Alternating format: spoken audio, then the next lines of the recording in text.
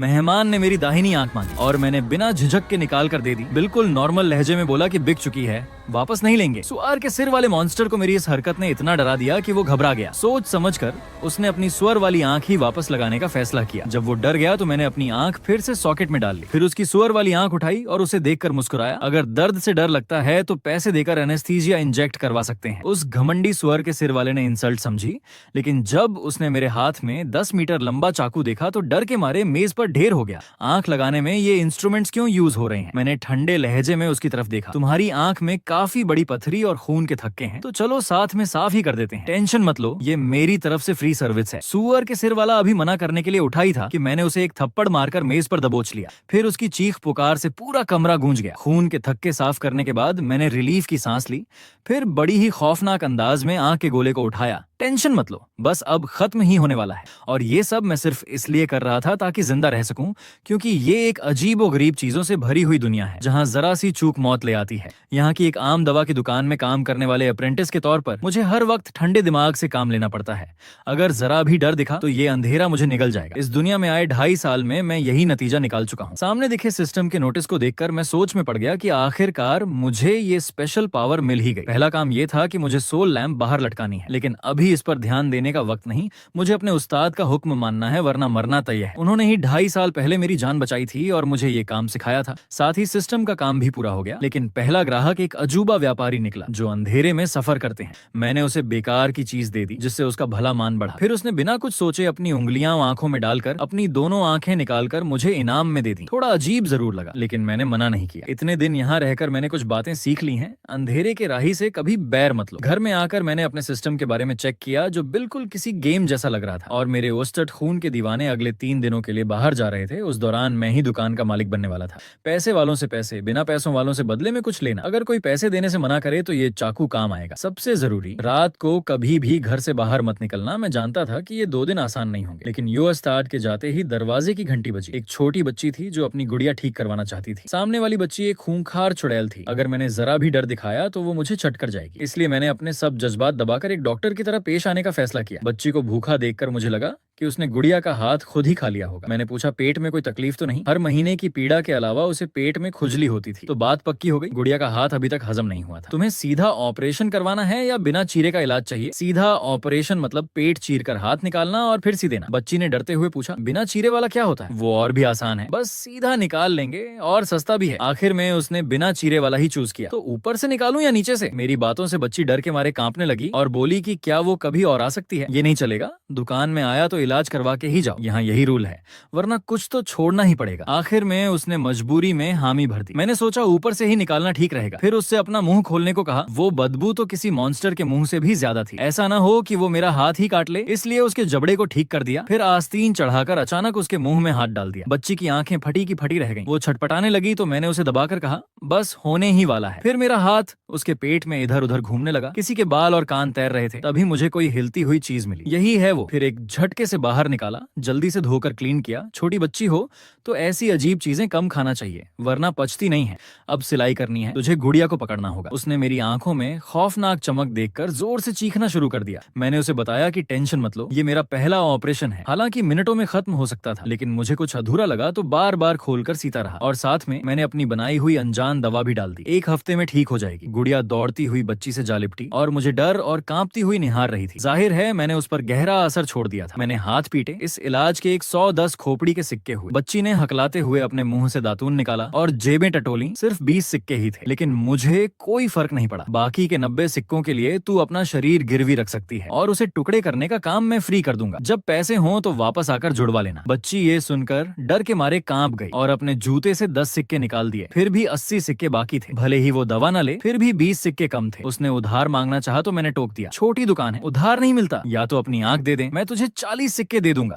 लेकिन बच्ची अपने शरीर का कोई अंग नहीं खोना चाहती थी। उसने कुछ और देने की सोची। फिर शर्माते हुए अपनी स्कर्ट उठाई। एक बार तेरे साथ सो लूं तो बाकी माफ कर दे। मैं दंग रह गया। क्या चुड़ैलें भी ऐसा करती हैं? भले ही मैं पागल हूँ, लेकिन चुड़ैल के साथ तो नहीं सो सकता, इसलिए मैंने मना कर दिया। टेंशन मत लो, मुझे सिर्फ तेरी दाहिनी आंख चाहिए। जब पैसे हो तो वापस ले लेना। उसका मुझसे डर 70% तक पहुंच गया था। उसने तुरंत अपनी दाहिनी आंख निकाल कर दे दी। इस तरह मुझे रेयर चीज खून की गुड़िया की आंख मिल गई। इसे लगाने से पूरी तरह से पचाने की क्षमता आ जाती है। गुड़िया और बच्ची का मुझसे डर अपने पीक पर था। मैंने दिल से उनका फिर से आने का स्वागत किया, लेकिन उन दोनों ने नासमझी में मुझे काला कारोबारी कहा। बच्ची रोती हुई अंधेरे में माँ को ढूंढने चली गई। मुझे यकीन है हम फिर मिलेंगे, और साथ ही सिस्टम ने भी काम दे दिया। बच्ची को उसकी माँ ढूंढने में हेल्प करो। उसके पेट से निकले उस अनजान कान को देखकर अगर मेरा अंदाजा सही है तो उस बच्ची ने कोई और भी खौफनाक काम किया होगा, लेकिन अब इससे मुझे कोई मतलब नहीं। खोपड़ी के सिक्के इस अजीब दुनिया की बेसिक करेंसी है। अफसोस कि मैं 2.5 साल से दुकान से बाहर नहीं निकला। अंधेरे में कितनी ही आंखें मुझे घूर रही हैं। मेरे जैसे कमजोर इंसान के लिए बाहर जाना मौत को दावत देना है। अगले ही पल एक विशाल सुअर के सिर वाला मॉन्स्टर दुकान में घुस आया, जो बगल में ही इंसानों का मांस बेचने वाली दुकान का मालिक था। जाहिर है मैं उससे लड़ नहीं सकता, लेकिन सोल लैंप की मौजूदगी में एक बार लड़ा जा सकता है।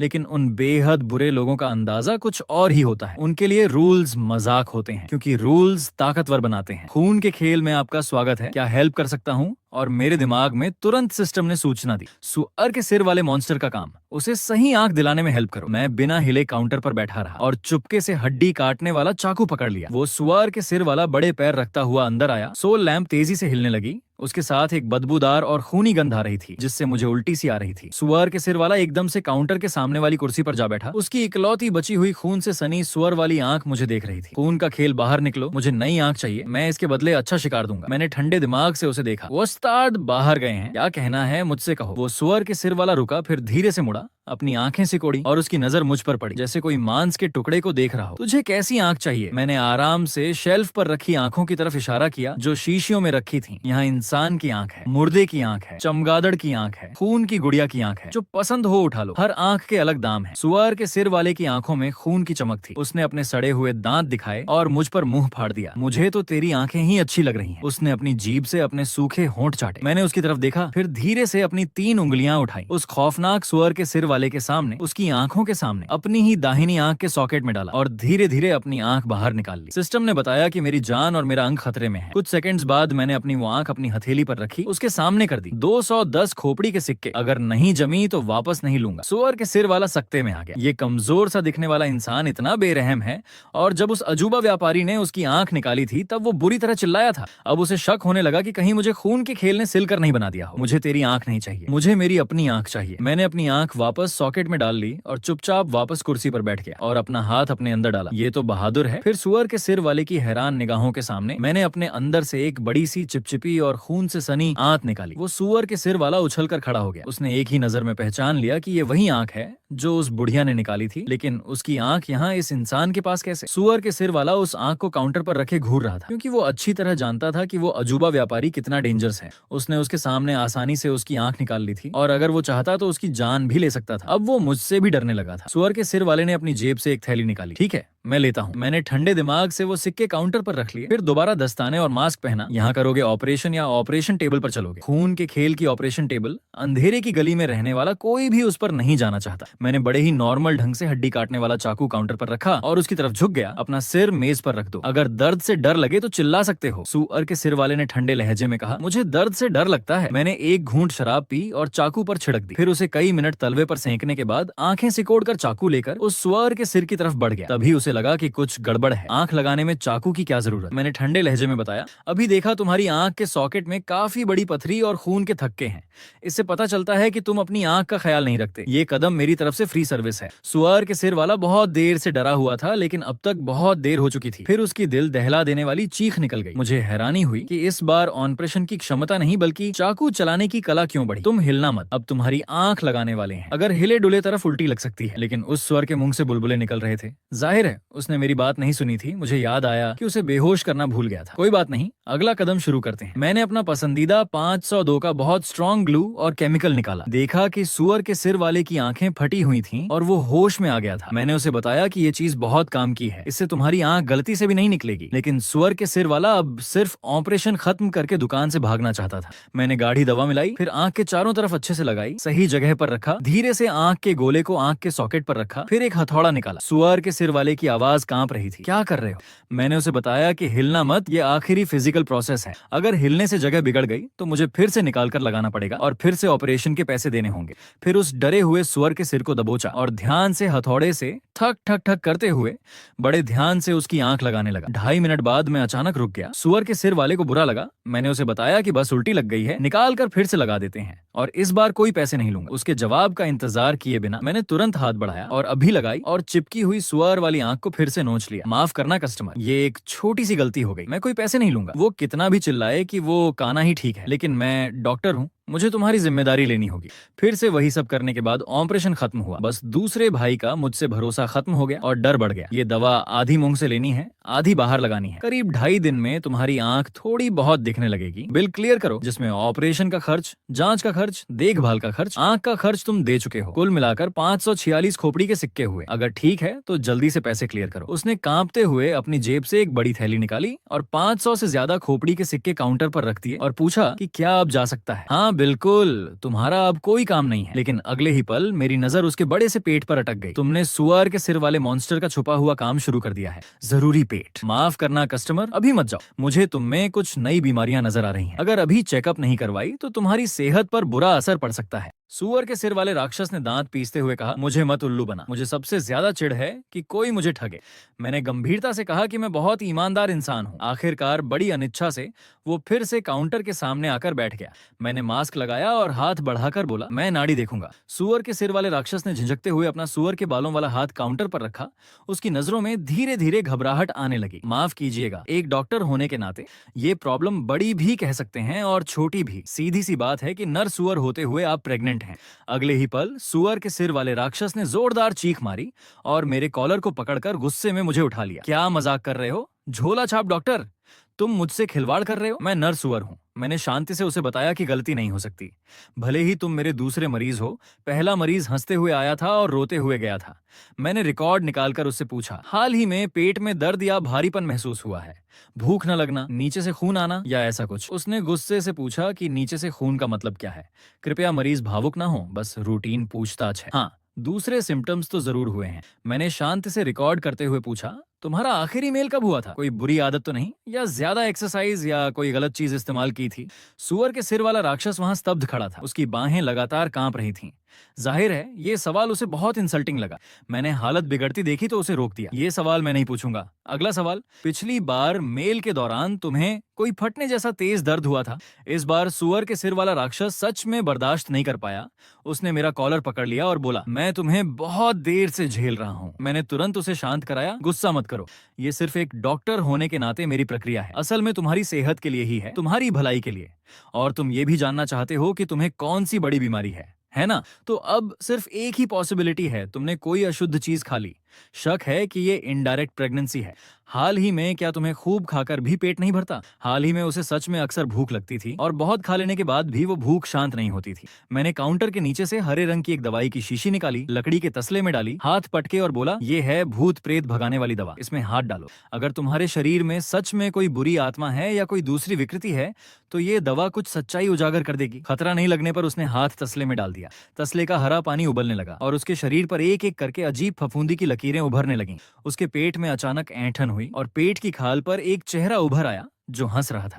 मैंने फटाफट पास रखी तवा उठाया और उस उभरे चेहरे पर जमकर दे मारा। उसका पेट छपटा हो गया। रोने और हंसने की आवाज एकदम बंद हो गई। इनिशियल डायग्नोसिस में बुरी आत्मा के पेट में घुसने की पुष्टि हुई है। मेरे पास आकर तुमने बड़ी किस्मत पाई है। वो तुरंत घुटनों के बल गिर पड़ा, बोला, अभी मेरा रवैया थोड़ा गलत हो गया था, आप बुरा न मानिए। अगर बुरी आत्मा से सीधे आमने सामने लड़ाई करनी होती तो मैं नहीं डरता, लेकिन पेट के अंदर घुसी बुरी आत्मा, उसका तो मैं कुछ कर ही नहीं सकता। मैंने शांति से कलम लेकर पूछा, तुम्हें याद है कुछ अशुद्ध खाया था? सुअर के सिर वाले राक्षस ने कांपते हुए कहा, 1 महीने पहले एक छोटी सी दुकान से खाया था।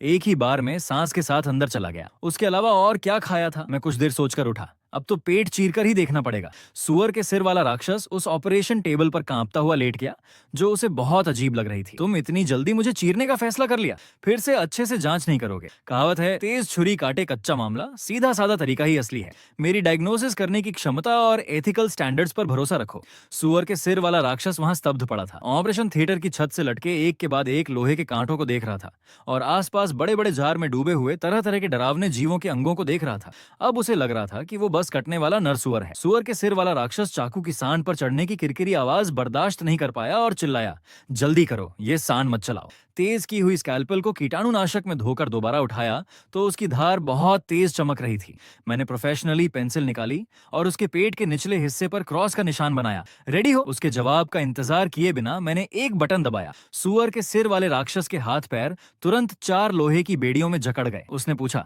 पहले कभी ऑपरेशन किया है? मैंने कहा, हाँ, पहले उस्ताद को सुअर काटते देखा था, मेरा पहला मरीज था। फर्क नहीं पड़ता, अपने ऑपरेशन करने की क्षमता पर मुझे पूरा भरोसा है। वो दर्द से चिल्लाया, ये ऑपरेशन नहीं करवाना। क्या मजाक है? चाकू तेज कर लिया। अब कहते हो नहीं करवाना? जब तुम मेरे ऑपरेशन टेबल पर आ गए तो मुझे तुम्हारी रिस्पॉन्सिबिलिटी लेनी होगी। आज करना होगा या मरना होगा। 2.5 घंटे बाद जब मैंने सफलतापूर्वक सुअर के सिर वाले राक्षस की बेटी को निकाल लिया तो मुझे लगा कि शायद मैं एनेस्थीसिया देना भूल गया था। लेकिन ये मोटी चमड़ी वाला है, कोई बड़ी बात नहीं। पेट में बड़ा छेद होने के बावजूद बोल तो रहा है। मैंने हिसाब किताब निकालकर सर्जरी के खर्चे मिलाने शुरू कर दिए। ऐसा नहीं कि मैं मरीजों का फायदा उठाता हूँ, बस डर है कि ये काम खत्म होने के बाद पैसे न दे। सुअर के सिर वाले राक्षस ने दर्द भरी चीख निकाली। उसका दिमाग लगभग चकरा गया था। कांपती आवाज में उसने मुझे सिलने को कहा। मैंने उसे बताया कि यहाँ हर तरह का धागा है, ऊनी, सूती, लोहे का, स्टील का, हर एक की अलग प्राइस है। हालांकि मैं समझ नहीं पाया वो क्या बड़बड़ा रहा था, फिर भी मैंने उसकी खातिर सबसे महंगी सुई धागा चुन लिया। मैंने मगजी से अपनी स्टील की सुई उठाई, सुअर के सिर वाले राक्षस के पास गया और उसकी सिलाई शुरू कर दी। आखिर में उसके पेट पर एक फूल का गुलदस्ता बना दिया। फिर 82 का परिस्प्रे निकाला जिससे सिले हुए घाव जल्दी भरने लगे। सिस्टम ने मुझे बताया कि मैंने काम पूरा कर लिया है और सुअर के सिर वाले राक्षस का 200% डर भी हासिल कर लिया है। मैंने मास्क उतारा, ऑपरेशन के सफल कंप्लीशन की बधाई दी। ये बहुत ही आसानी से निकलने वाला भूत प्रेत का मामला था। मेरे हाई लेवल ऑपरेशन की बदौलत माँ और बच्ची दोनों सेफ हैं। फिर मैंने देखा कि एक काली परछाई कांपती हुई ऑपरेशन टेबल से उठी, अपना पेट पकड़े बहुत तेजी से दरवाजे की ओर भागी। मैं तुरंत पीछे भागा। मालिक, ये तुम्हारी बेटी है और ये जगह दवा की दुकान है, क्रैश नहीं। मैंने सोचा, फिर जोर से चिल्लाया, मालिक, पेट में फिर तकलीफ हो तो आना, मैं फिर चीर दूंगा। मजबूरन इस छोटी को रखना पड़ा, पर इसे देखकर लगता है चूना लगाने के लिए तो ठीक है। मेरे पास अब उससे निपटने के 3 तरीके हैं। पहला, उसकी खाल नोचकर नसें उखाड़ दूं और उसे दिए के तेल में बदल दूं, या फिर अंधेरे के किसी राक्षस को खिला दूं। तीसरा तरीका है उसे केमिकल में डालकर अपने कलेक्शन का हिस्सा बना लूं। ये तीनों तरीके एक बच्चे के लिए बहुत ज्यादा क्रूर हैं, इसलिए मैं ये सोच रहा हूँ कि बेहतर होगा कि सुअर के सिर वाला राक्षस खुद वापस आकर अपनी बेटी को ले जाए। इससे मेरी नेकी भी झलकेगी। मैंने उस जीव को एक बोतल में ठूंस दिया और बाहर कुछ काम से निकल गया। इतने दिनों में तो मैं टीचर साहब का दिया हुआ काम ही भूल गया था। तहखाने में बंद उस छोटी जान को खाना खिलाना है। 2.5 साल हो गए, मुझे आज तक नहीं पता कि तहखाने में आखिर चीज क्या है, लेकिन मैं हमेशा सावधानी बरतता हूँ।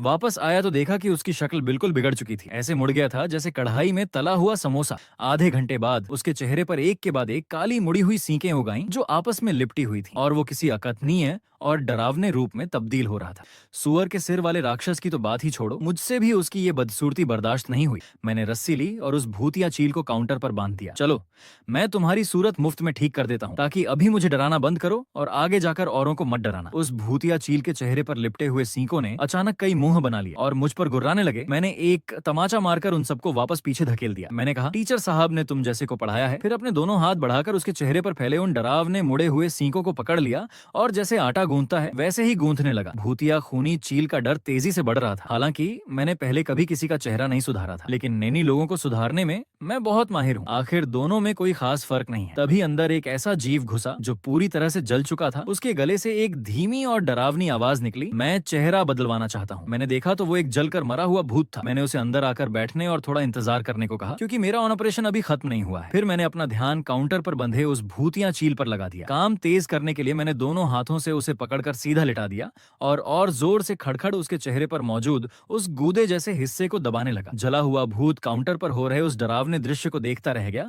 उसका शरीर बिना इच्छा के कांपने लगा और उसका मुझसे डर लगातार बढ़ता जा रहा था। मैंने तो उस लाश को 2 हिस्सों में फाड़ कर खींच लिया। जला हुआ भूत थोड़ा असहज महसूस करने लगा तो उसने पूछ लिया कि मैं क्या कर रहा हूँ। मैंने अपना सिर उठाया, चेहरे पर अपनी असली पेशेवर मुस्कान लाते हुए बोला, ये छोटा बच्चा बहुत बदसूरत है, इतना बदसूरत कि देखने वाले पर बुरा असर डालता है। एक डॉक्टर होने के नाते इसका चेहरा ठीक करना मेरा फर्ज है। ये सुनते ही जले हुए भूत की रूह कांप गई। वो सहमा हुआ बोला, आपका तरीका सच में बेमिसाल है। वो देख रहा था कि कैसे उस भूतिया चील का चेहरा मेरे हाथों में नूडल्स की तरह खड़खड़ गूंथा जा रहा है। उसे लगा कि कहीं ये कोई काली दुकान तो नहीं। उसी वक्त मैंने उस भूतिया चील का सिर फोड़ दिया। ये देख उसने अनजाने में अपने जलने से बने उभारों को पकड़ लिया। उसके दिमाग में तुरंत वो तस्वीर घूम गई जिसमें डॉक्टर उसे पटपट करके फोड़ रहा है, और फिर अगले ही पल मैंने अपना खून और गंदगी से सना मास्क उतारा और जले हुए भूत पर एक मीठी मुस्कान बिखेरते हुए बोला, मैं अंदर से औजार लेकर आता हूँ, आप थोड़ा और इंतजार कर लीजिए। दरअसल आज वो ये सोच कर आया था कि खून से सनी दुकान वाला बूढ़ा पागल बाहर गया है, शायद उसके हाथों से कम दर्द वाला इलाज करवा सके। लेकिन पता नहीं था कि बूढ़े पागल की जगह छोटा पागल आ बैठा है। तभी दरवाजे के पीछे से आरी की आवाज आने लगी। भला किसी चेहरे के ऑपरेशन में आरी की क्या जरूरत? जब मैं वापस आया तो कमरा बिल्कुल सूना था। मेरा तीसरा ग्राहक कहाँ गया? घंटी बजने के साथ ही सबसे पहले वो ग्राहक दिखा जिसने मुझसे सबसे ज्यादा डर महसूस किया।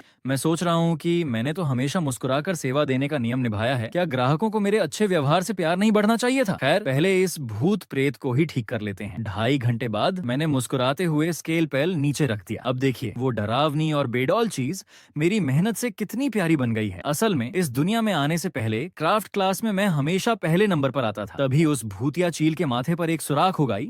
मुझे ये बिल्कुल पसंद नहीं आया, तो मैंने एक झटके से उसे फोड़ दिया और उसे चेतावनी दी, ये चेहरा मैंने बड़ी मेहनत से बनाया है, अगर तूने इसे फिर से बिगाड़ा तो मैं दोबारा चाकू नहीं छोड़ूंगा। डिंग, आपने छिपा हुआ काम पूरा किया। भूतिया गुस्से को दबाने का इनाम में मिला प्रेत का धागा। अच्छा, तो इस तरह से भी छिपे हुए काम मिल सकते हैं। लगता है इस सिस्टम के कई काम अभी तलाशे जाने बाकी हैं। गुस्से वाली भूतिया औरत के बाल उस भूतिया गुड़िया पर कब्जा करने के बाद से उसका पूरा ध्यान उसी पर लगा था। जैसे ही उसमें थोड़ा भी बिगाड़ दिखता, मैं तुरंत उसे दबाकर वापस ठीक कर देता। वक्त बीतता गया, रात हो गई। अब दुकान बंद करने का वक्त है। इस दुनिया में रात और दिन का पता दिए कि रोशनी से चलता है, और रात का मतलब है राक्षसों की दावत। तभी दरवाजे पर एक आदमी आया। मैं चौंक गया। उसकी जानकारी देखी, ओक्रोस इंसान, अकेले ही अंधेरे की दुनिया में घूमने वाला ताकतवर राक्षसों का शिकारी। उसका हाल देखते ही पता चल गया कि वो बहुत ताकतवर है। राक्षसों का शिकारी काउंटर के सामने बैठ गया और सिर उठाकर मुझे घूरने लगा, और मुझे तुरंत अपनी त्वचा पर तेज जलन महसूस हुई। तभी काम मिला। राक्षसों के शिकारी के जख्मों का इलाज करो, नाकाम रहने पर उसके हाथों मारे जाने की सजा। लेकिन साथ ही ये भी पता चला कि वो मेरा ही कौम का है, नाकामी पर सजा नहीं होगी।